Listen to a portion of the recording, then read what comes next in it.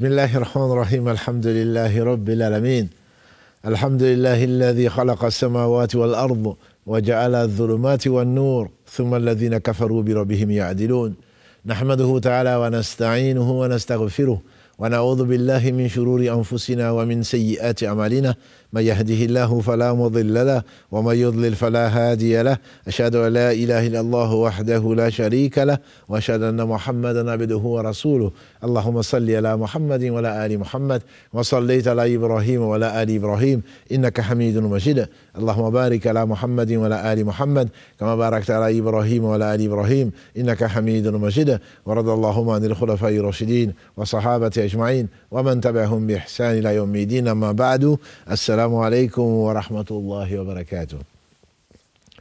Mes sœurs, mes frères, les louanges, les remerciements, les éloges ne cessent qu'au vivant qui ne meurt pas. Allah, le parfait dans son essence, dans ses noms et attributs, dans tous ses actes qui oscillent entre d'une part sa bienveillance, sa miséricorde, sa générosité et d'autre part sa justice basée sur son omniscience et sur sa sagesse. Nous le louons, nous revenons vers lui repentants. Nous lui demandons protection contre les conséquences de nos péchés et les tendances de l'âme. Celui qui Allah guide, nul ne saurait l'égarer.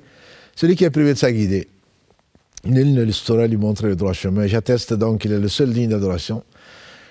La sagesse pour laquelle il a créé les djinns et les hommes, j'atteste de la véracité, de l'exemplarité de la prophétie de Mohammed ibn Abdillah, qu'Allah bénisse ce prophète, sa famille, ses compagnons, et tous ceux qui les auront suivis dans le droit chemin et nous fassent l'honneur d'en faire partie. Ensuite donc, mes sœurs, mes frères, Allah le miséricordieux par essence et par excellence a promis de répondre à l'invocation des invocateurs. Allah dit dans la sourate Al-Baqarah, verset 186, وَإِذَا سَأَلَكَ عِبَادِي أَنِّي فَإِنِّي قَرِيبٌ أُجِيبُ دَعْوَةَ الدَّاعِ إِذَا دَعَانِ. Après avoir parlé du Coran, de la sagesse pour laquelle cette descente du Coran vaut bien un jeûne. C'est pour cela, puisque le Coran a été révélé pendant le mois de Ramadan, verset 185. Shahru Ramadan alladhi unzila fihi al-Qur'an hudan lin-nas wa bayyinatin min al-huda wal-furqan. C'est pendant le mois de Ramadan que le Coran a été révélé comme guidé pour les gens et critère de distinction entre le bien et le mal. Après avoir parlé du jeûne, Allah subhanahu wa ta'ala, le verset qui suit, le verset 186, nous dit « Et si mes serviteurs te demandent, ya Muhammad, je suis proche. Je réponds à l'invocateur quand il m'invoque. Parce qu'entre Allah et ses serviteurs, il n'y a pas d'intermédiaire. Sauf les bonnes actions, sauf ce que Allah subhanahu wa ta'ala a voulu. Ces noms et attributs qu'on invoque, mais il n'y a pas d'intercesseur, il n'y a pas d'intermédiaire, plutôt. Et donc, le prophète Mohammed sallallahu alayhi wa sallam, dans ce qui a été conseillé dans les hadiths, dans les livres de l'imam Ahmad, son Musnad, de Tirmidhi, Ibn Majah, dans leur Sunan, qu'Allah leur fasse tous miséricorde, ces héritiers des prophètes, ils ne sont pas les seuls. Le prophète sallallahu alayhi wa sallam a dit, 3 invocateurs ou 3 invocations ne sont pas rejetées. C'est l'invocation de celui qui, quand il jeûne, il rompt son jeûne. Au moment où il va rompre son jeûne. C'est l'invocation de l'imam qui est juste. C'est-à-dire que celui à qui une responsabilité d'une direction a été confiée, de l'État, ou d'une région, ou d'un groupe humain, et qui le fait correctement. C'est l'invocation du voyageur. Et dans une version, c'est l'invocation du père pour son enfant. 3 invocations que Allah subhanahu wa ta'ala ne rejette pas. Et il dit, je jure par ma majesté, je répondrai à ton invocation, même si c'est après un certain temps. Même si c'est après un peu de temps. Le passé, le présent, le futur, pour Allah sont les mêmes. C'est nous qui sommes pressés. J'ai demandé, Allah ne m'a pas donné. N'as-tu pas vu que Allah a exigé de l'invoquer? Et celui qui ne l'invoque pas, Allah subhanahu wa ta'ala se fâche contre lui. Parce que ne pas invoquer Allah, c'est de l'orgueil. Et Allah dit, celui qui par orgueil ne m'invoque pas, va tomber dans l'enfer. Parce que tu es pauvre. Ya ayyuhan nasu antumul fuqara ila Allah. Wallahu huwal ghaniyyul hamid.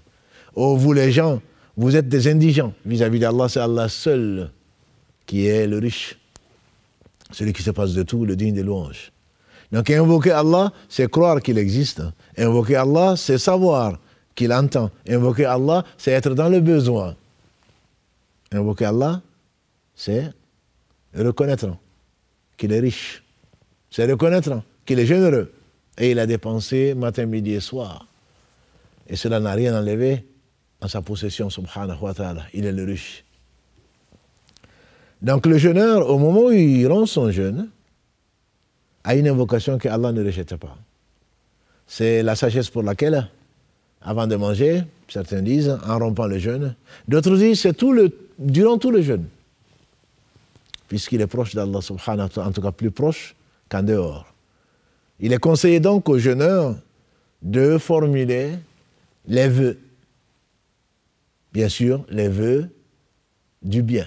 Le prophète sallam a dit, il n'y a pas un serviteur d'Allah sur la terre qui invoque Allah sans qu'Allah le lui donne, ou alors qu'il lui réserve dans l'au-delà, ou qu'il lui donne quelque chose d'équivalent, tant qu'il n'invoque pas pour un péché ou une rupture du lien de parenté. Donc quand on demande à Allah, on doit demander à Allah seul.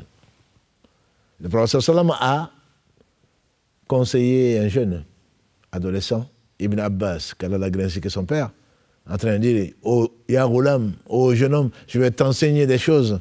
Observe le commandement d'Allah, Allah va te protéger. Jusqu'à ce qu'ils disent, quand tu demandes, demande à Allah. Le prophète nous a enseigné les meilleures manières, dont le fait de demander à Allah avec un cœur sincère, avec humilité, en levant les mains quand on peut, et en étant convaincu d'être répondu. Sinon, si tu penses qu'Allah va peut-être te le demander, pourquoi demander? Allah tient ses promesses. Allah est riche. Si vraiment tu en es conscient, alors très certainement tu es en train de faire une œuvre exceptionnelle qui est celle du jeûne, alors profites-en. Profites-en pour demander à Allah le paradis, le plus haut degré du paradis. Prie pour nous, barakallahu fik. Pour tes parents qui ont été la cause de ta venue ici, tant qu'ils sont vivants, ou alors s'ils sont morts musulmans. Prie pour la communauté de Mohammed sallallahu alayhi wa sallam. Prie pour ce bas monde où les fitan, les tentations et les troubles se multiplient comme ceci avait été prophétisé par le meilleur des hommes, Mohammed sallallahu alayhi wa sallam. Quand tu pries pour nous, quand tu pries pour ton frère qui est absent, Allah met un ange en disant ainsi qu'à toi aussi. Donc celui qui gagne c'est qui? C'est toi. Le prophète sallallahu alayhi wa sallam nous a dit, priez par une bouche qui ne pêche pas. Ils ont dit comment? Il dit, quand tu pries pour ton frère qui est absent, alors Allah met un ange. Et les anges, bien entendu, ne pêchent pas. Ils ne mangent pas, ils ne boivent pas. Ils ne peuvent même pas désobéir. Les anges diront ainsi qu'à toi aussi. Et donc, profitons de ce mois de Ramadan pour invoquer Allah subhanahu wa ta'ala. Au travers du jeûne, Allah subhanahu wa ta'ala accepte les invocations. Et l'invocation prouve que tu es les prophètes, alayhim salatu wassalam, ceux qui connaissaient le mieux leur Seigneur et qui aimaient plus Allah subhanahu wa ta'ala que quiconque, invoquer Allah khawfan wa tama'a.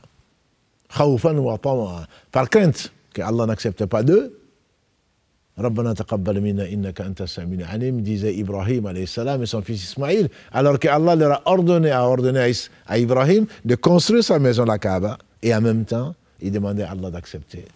Ceux qui donnent et qui donnent, c'est que nous leur avons attribué et qui craignent qu'Allah ne l'accepte pas. Surat 23, verset 60. Quand tu jeûnes, tu n'es pas sûr qu'Allah accepte. Alors demande à Allah, Allahumma taqabbal minna, innaka anta as-sami'ul alim. Wa tub alayna, innaka anta tawwabur rahim. اللهم ارحمنا فإنك بنا راحم ولا تعذبنا فإنك علينا قادر اللهم ادخلنا جنتك بغير حساب وصل اللهم وسلم على نبينا محمد وعلى آله وصحبه أجمعين سبحانك اللهم وبحمدك أشهد أن لا إله إلا أنت أستغفرك وأتوب إليك وآخر دعوانا أن الحمد لله رب العالمين والسلام عليكم ورحمة الله وبركاته.